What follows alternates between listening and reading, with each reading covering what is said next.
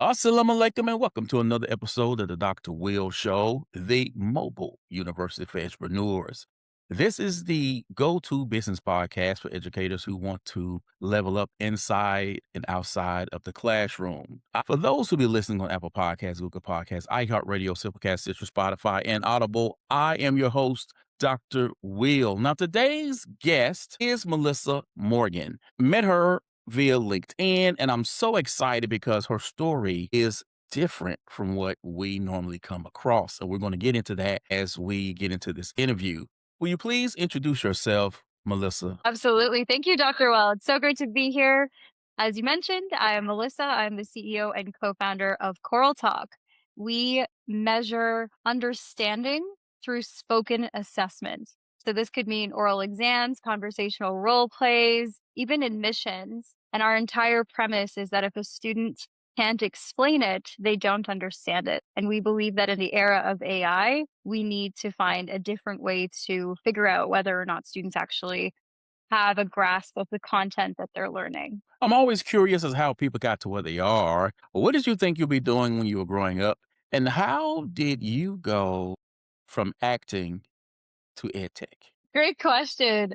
So even before acting, I actually wanted to be a lawyer and at one point a psychiatrist. So I actually started my studies in psychology at the University of Waterloo. Very quickly realized I was too crazy to tell other people they were crazy, and then promptly switched into global business and digital arts. Also at the University of Waterloo. While I was there, I started watching this YouTube channel called Super Planet Dolan, and they were auditioning for voice actresses. And so I just, for the fun of it, was a fan of the channel, sent in my demo, and somehow got picked. And that was an educational channel for kids. So even then, I think that that was quite relevant for education. And did that for about 9 years. I think the channel grew to something like 6 million subscribers. It was really fun. I played this purple bird. And then I got into the world of commercial stuff. It's really interesting. I mean, commercial stuff is not, in my opinion, real acting. Hopefully, I mean, I know that's on record, but it's true. Any real actor would know that. But it's fun, and you meet a lot of interesting people. And I think when you take any form of acting, you have to be aware of your voice, your body. You have to develop a sense of empathy for the other person. You're essentially a conduit, a vessel, if you will, for energy to come through. And I think that that kind of ability translates in any type of career path. So for me, acting was a really fundamental foundation into understanding people in a different way. And that actually translated into, yes, what we're doing with Choral Talk. I mean, every student is different. I also think that I use this metaphor all the time. A caterpillar is one day destined to become a butterfly. But how do you know that a student is a caterpillar if you don't have the right means to understand them on a deeper level in a personal way, to study them and observe them? And that's really what we're trying to do with Choral Talk. And if you use Choral Talk, you'll know that the voice of Choral is my voice clone. So voice acting came in handy after all. It kind of all came full circle. There's more to it than that. I also used to teach at General Assembly. That was really my real passion. I was teaching at, well, it was Bitmaker at the time, and then acquired by General Assembly. And then I taught at Design Lab. I was doing some mentorship, and eventually I was doing volunteering at Asha House. So I was teaching English to a Buddhist monk. And at one point, I make this joke all the time, like, ironically, I just couldn't get him to be quiet, this Buddhist monk. And at one point he said to me, well, miss, I don't learn in silence. I learn by talking. And that was actually the catalyst for me realizing how true that actually was. And here we are today with Girl Talk. Wow. So, how did you go from that conversation with that monk to thinking there's something missing in education and we have a solution, or I have an idea for a solution for it? Yeah. So when he said that, at first, candidly, I laughed it off.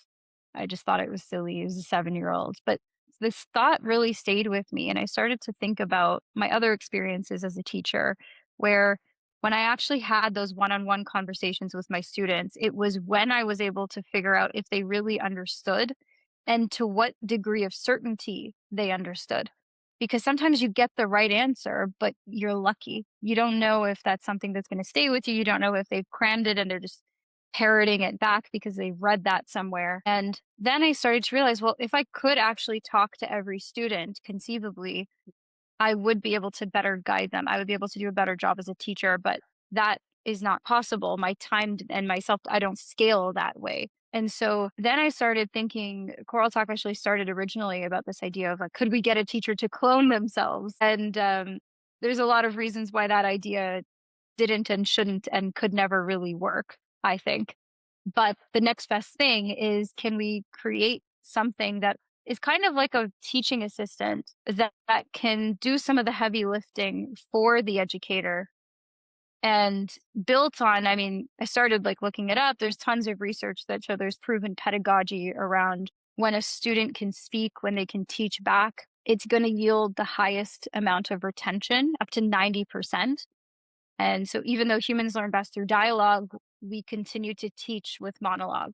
And so what we're doing at Coral Talk is just taking something that has always worked, Socratic methods, and using AI as a means to the end rather than an end for itself, which is the ability to scale something that we know has always and will work and naturally combats AI based cheating. That's kind of just a side benefit of what we do, but it's certainly not the real reason why we're doing it. We want to change the way that assessment is done. And it's more pressing now because of what's happening with AI in education. So how did you go from the idea to actually creating something that school districts would pay for? Sure. So we had an idea, but the most important thing is the idea solving a problem that enough people who would eventually become customers agree is a problem. And so the very first thing I did was, well, let me go and validate this idea and not in a way that is because I've my background is as a user experience designer, so that was what I did for 12 plus years, ran a design agency. And so I know because of user experience, you never ask leading questions. So I went to over 100 educators and I just started to talk to them about what is a day in your life like? What are the problems? If I could wave a magic wand and solve your problems, what would they be and why? What are some of the ways that your classroom is adapting or changing given the use of AI? Are you currently using any of these things? What are your feelings about it? Very just open ended, not even telling them about what we were building. And if and only if I started to see patterns, that's when I said, okay, so here are the common trends. Some of these trends wouldn't surprise you.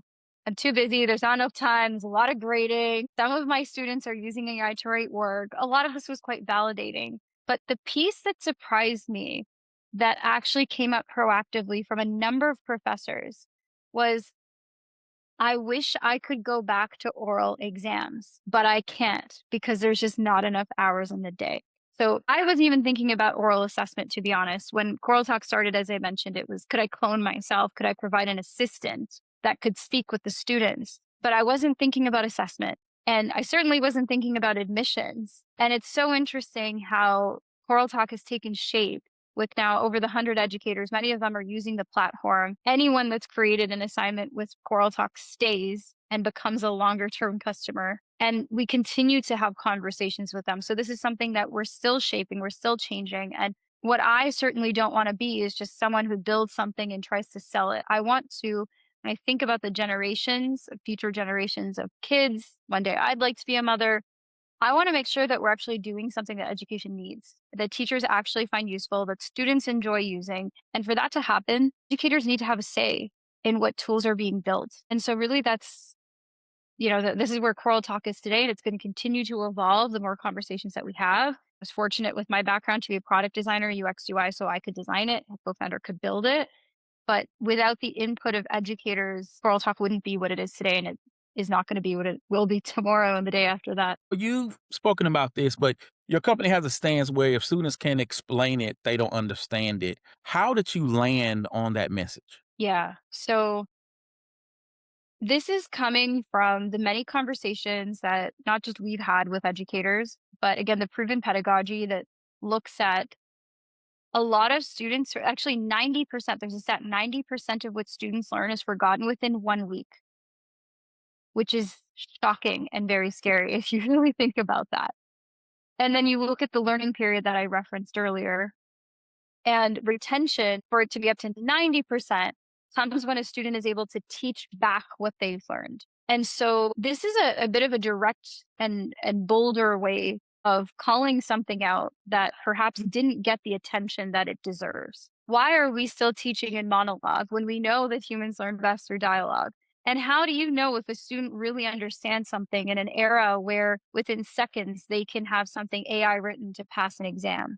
You don't. And so that messaging, I believe, is something that we all need to really think about and consider. I mean, I'm sure there are other ways to measure understanding. This is our approach, and I'm not saying that there aren't other approaches that don't work, but our belief is that the best measure of understanding comes down to the application. You know, they say, I'm going to butcher this. What is it?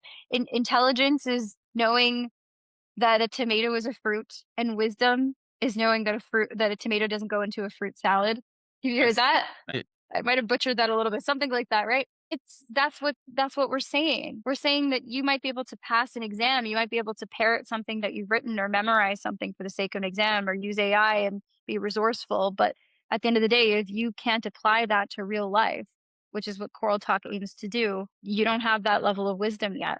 And so we want to create the kind of world where critical thinking is going to increase rather than cater, which unfortunately is what's happening right now. And we stand by that statement. we see a lot of AI companies popping up, particularly in the education realm. And there's the traditional programs, IXL, Ready, Edgenuity, et cetera, that we know of. How important is it to have a bold point of view when building your offer? I think bold for the sake of being bold doesn't do a lot. But I think if you have a message that resonates, particularly just talking about ed tech right now, with proven pedagogy, with something that is genuinely a pain point, something that doesn't shy away or try to tiptoe around an issue that everybody knows we're having and directly calls it out, I think that that's how you create change. And that isn't specific to ed tech. I think that's in any aspect, in any area. If you can identify a problem and you can call it out in a way that attracts the right eyes and the types of problems solvers and people who care about the issue, then you're more likely to figure out a path on how to actually shape the future into something that we want to make it. So, what mistakes have you seen other educators who are interested in becoming an entrepreneur make when they're trying to explain their offer? Yeah. Well, I guess it comes down to understanding who your buyer is, first of all. I've just been meeting now some educators who want to create something. They mean well, but those who are researchers can sometimes struggle quite a bit when creating a product, which is a very different thing. And so it's like taking this vision from many educators who are very brilliant, and then how do you translate that into something that is easy to use, which is its own skill, and that's really hard. And then on top of that, getting someone else to understand how to use it, what the best circumstances are, how to justify the price, how does this fit into your existing workflow, what's the budget line item for it? Because selling to schools, as you know, Dr. Will, is a whole other can of worms. So I think that with educators, ideally, they should partner with, they shouldn't try to do everything. They should do the thing that they do really well, which is to inform the problem that's being solved and then perhaps partner with people that can bring those other skills to the table rather than trying to learn them from scratch themselves. It could actually be much more time efficient. Now, educators have access to something that I personally don't, which are a lot of grants, a lot of research grants. And I think those can be used for the greater good in a lot of ways. And I also think that more input, as long as those people are relevant, is not necessarily better. But if you can have at least, I always say as a rule of thumb, at least 100 different data points to validate the tech, because sometimes, again, from my experience, I'm not saying this is always the case, but when people have an idea, they get really bullish about exactly how it should be executed. But I actually think that if you can be obsessed with the problem and not your particular solution, you'll end up with something that is superior, more useful, better, and withstands the test of time. Because then it's something that's shaped with real data and real contributors rather than, yeah, something that might solve your individual problem or it might be based on a hypothesis, but you'll get there a lot faster. And so if you can be detached from the outcome of how your initial idea manifests and just be obsessed with the problem and focused on that, being willing and open to shaping it, then you'll probably end up with something significantly better. Steve Jobs and even Henry Ford were notorious about not asking nor caring what their Mm. customers wanted. How do you balance building what users may ask for versus what they actually need? Yeah, great question. That's a great question. Steve Jobs also never really even cared what his competitors did. So he really just said, you know what? People don't know what you want until you put it in front of them. And I think there is, for the kind of creation that Steve Jobs was doing, it made a lot of sense because he was trying to create something so new that people didn't have a concept of what that would be like or even how it would work. There was no way, there's no such thing as, I mean, having 1,000 songs in your pocket. Yes, there were MP3 players, but the positioning, that story, that new world that he created was visionary. And I mean, you don't have to necessarily, it would be great if you did, right? Have a visionary product that completely revolutionized the way that things are done. I actually think that a shift towards oral assessments with Coraltalk is quite visionary and quite different to the way that things have been done for a while. However, you are still going to need, if you're creating a business, people to buy into what you're making. And what you need to do, that's why I was saying get 100 data points, but not necessarily more, 100 relevant data points, because you need to understand, are those people representative of your buyer, of your user? If you can get into the minds of them and you understand their pain points and what they do, for example, a Canvas integration, right? If you know that other educators are going to use Canvas, you can make their lives a lot easier by adding that. Now, it sounds straightforward, but when I used to teach, we didn't use Canvas. But then speaking to other educators, other university professors, they all asked for it. Cool, we're going to have a Canvas integration. That's a more obvious example. We have had professors ask for extremely niche things that are relevant only to their class. So, just in case this person is listening, I want to change this idea a little bit. So, for example, let's just say a professor teaches a physics class and they have a very specific desire to have a whiteboard feature. I don't know, I'm just making something up. And this is where the students can write things down, text based interaction. Maybe we can grade a scanned version of their paper. And I said, that's a really interesting idea. Unfortunately, that's not aligned with what Choral Talk is, which is a shift towards spoken assessment, spoken tutoring, spoken learning. And so, me as the CEO, it's my job to say, okay, yeah, that's cool, but I'm not going to get distracted by that because ultimately that is not aligned with our bigger vision of what we're aiming to do and how we want to establish ourselves in the market, which is a voice layer. So, for us, great idea. I'm sure some other company will take that and run with it and make millions of dollars, but it is not our focus. And it's important to understand what your vision is, what your trajectory is, take the feedback, and then also prioritize them accordingly. So maybe there is, for example, some feedback that I get for a product where I say, this is kind of interesting. We might do that one day, but it's not a 10. Actually, this is a question that I use all the time with when I get customer feedback. I say, on a scale of 1 to 10, how life-changing would that be for you? Life-changing, not just how good would it be, how great would it be, how life-changing would that be for you? And if it's on a scale of 1 to 10 and they give me anything less than an 8, it gets put on the backlog. It's not happening. If they tell me it's an 8, 9, or 10, I'm seriously considering it. And then even then, I need to get a couple other data points to justify me and my team taking our time away from building the thing that we were currently working on. So it I think you get better with that over time. I think at first, when I started my first company back when I was 19, I got distracted by the feedback that we would receive. And now I'm older, wiser, understand that not every idea is a good idea. And unless people are willing to pay for it, ideally avoid building it.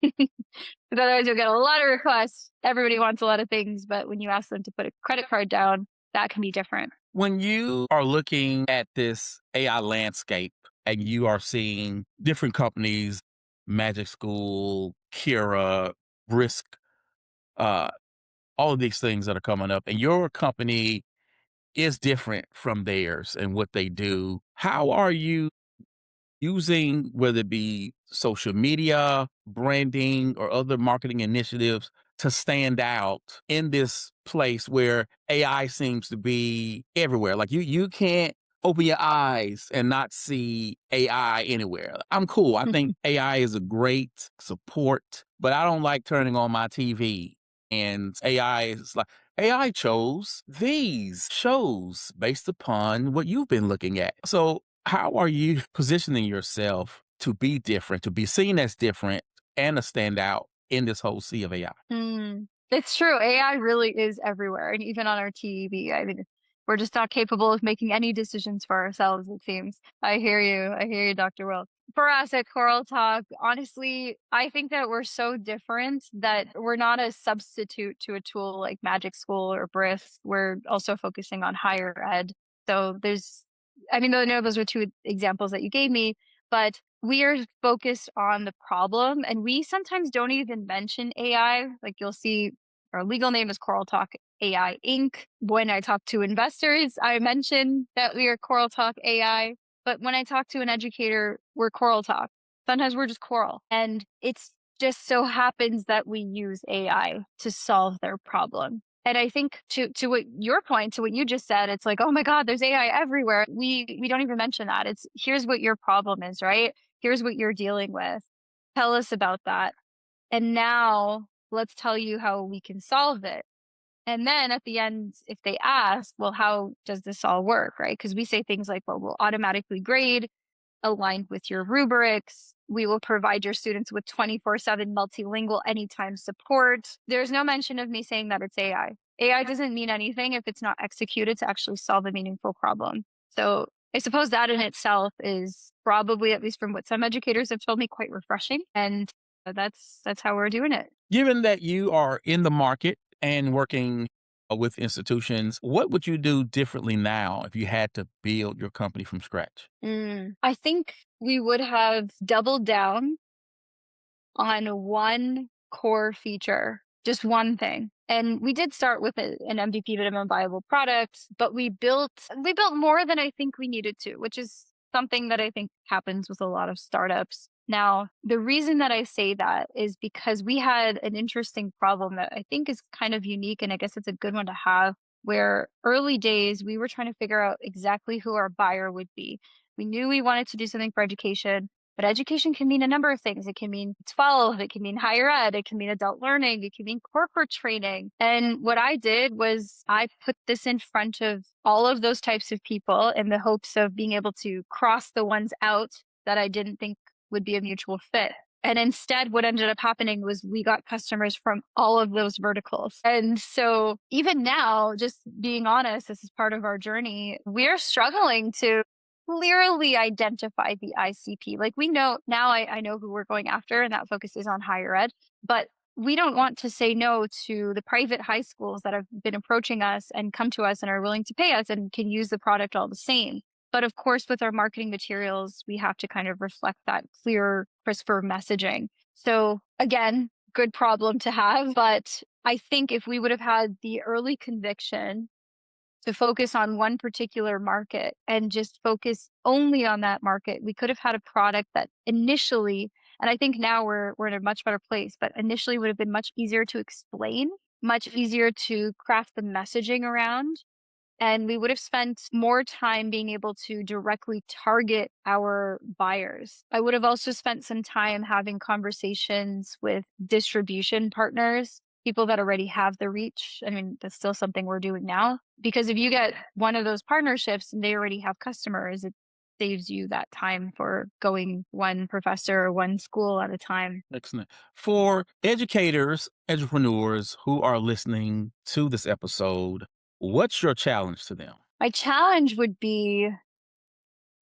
to become obsessed with a problem, forget about the idea that you have, and to be detached from the outcome, which I know is a hard thing to do as an entrepreneur and as a founder. But if you're doing this, especially in ed tech for any type of immediate reward, get out now. If you're in ed tech, you're in it for the long haul and be prepared to have things change right in front of you. I mean, with AI, there are, like you said, Dr. Will, new tools popping up every day. And it's a very competitive time right now. So if you've got something meaningful to say, if you've got a meaningful problem that you know other people not just want solved, but are willing to pay for, sort of like your ikigai. Are you familiar with your ikigai, Dr. Will? Yeah, I am. awesome. The intersection of what you love and are passionate about, what the world needs more of, what people are willing to pay you for, and what you're actually good at.